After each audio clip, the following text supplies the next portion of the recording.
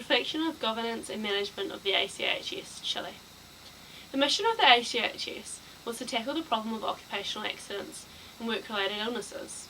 It was set up legally as a private, non-for-profit organisation, being regulated by civil law. Occupational accidents occurred very frequently in the mid-1950s, and it has been said that an occupational accident occurred every 27 seconds. Ladislau Lira, a successful Chilean businessman, wanted to create an insurance system that was universal and based on a system of mutual support. This system would not have any discrimination on the size of the affiliated company or the risk associated with the company's productive activity. After approval, a private, non-for-profit corporation oriented towards the prevention of occupational accidents and work-related illnesses, which was funded through dues paid by its member companies, was formed. A law soon passed that it was compulsory for a company to be affiliated with some form of insurance institution. This law was a reflection of the efficiency of the ACHS and the other two insurance institutions in Chile and how they were carrying it out. This completely private non-for-profit partnership was very successful in its startup and management, having now got over 50% of the overall market. The fact that the organisation was aimed at helping people, which can be seen by the fact that it was not-for-profit, while having private ownership, ensured that the very successful running of its operations. Something that had made the organisation very successful was that it was in the absolute best interest of management and the board that the organisation was as successful as possible, as it was their companies that the organisation was serving for. The private ownership of the organisation private ownership meant that none of the bureaucracy the laws had with paperwork and many other problems that had been seen in public systems. The management of the organisation was run by Hyman's, a working-class citizen that had never done a university degree. Hyman's knew what it was like to be involved in the industry on the ground. This meant that he could easily communicate and relate to workers. This could be seen in his absolute reluctance to lay off employees during a downturn in the market. This act of compassion benefited the company in the long run, allowing them to dominate the market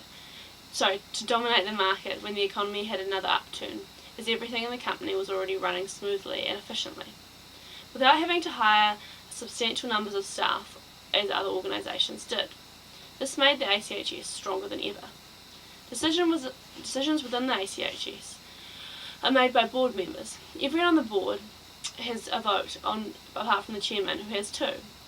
As one board member said, it is very rare that they actually vote. The combination of board members normally negotiate, putting forward their separate views and opinions, and as they come to an overall consensus.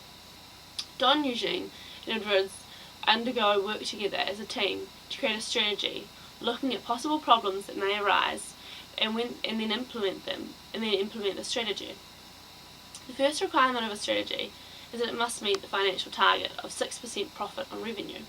Being a not-for-profit organisation, this then goes back into expanding the organisation, keeping up with new technology. The financial target is put in place to ensure that even though the organisation is not-for-profit, it will still continue to be driven and grow. The 6% profit is kept on focusing on efficiency. These budgets and financial results are under strict results throughout the country.